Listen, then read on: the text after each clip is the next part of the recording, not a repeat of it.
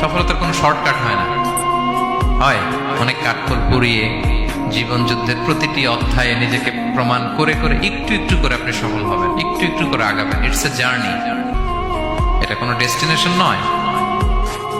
এবং সফল হওয়ার পথ পরিক্রমায় কোনো লিফট নেই, সিঁড়ি বেয়ে উপরে উঠতে হয়। কি বেয়ে? কিন্তু আমরা সফল হতে চাই কিভাবে? ডাইরেক্ট 100 তলায় আমি সফল, উপরে সবার উপরে আমি, এইভাবে চাই সফলতাটা। সবার উপরে উঠে যাব, গোল্ড মেডেল গলায় পরাই দিবে, আমরা সাকসেসফুল না।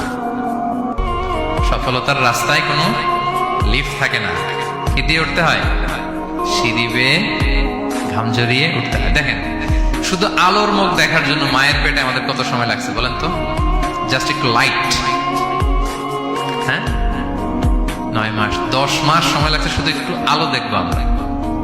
একটু আলোর মুখ দেখার জন্য আমার লাগছে 9 মাস। আর এখানে আমরা শর্টকাট খুঁজি, খালি কি খুঁজি? সফলতার কোনো শর্টকাট নেই। অল্প এফোর্টে যারা সফল হতে চায় এরা কোনোদিন সফল হয় না।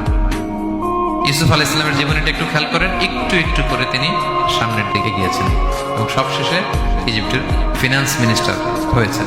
এজন্য ধৈর্য ধারণ করতে হবে, নিজের সর্বোচ্চটুকু উজাড় করে দিয়ে আপনার রোলটা আপনি প্লে করবেন, এরপর আল্লাহ তাআলার উপর ভরসা রাখবেন। কিন্তু অনেক চেষ্টার পরেও যদি কাঙ্ক্ষিত সফলতা না পান, হতাশ হওয়ার কিছু নাই।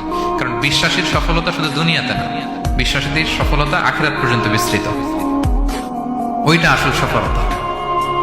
ফামান যুহজিহা আনিন নারি ওয়া উদখিলাল জান্নাতা ফাকাদ ফাজ।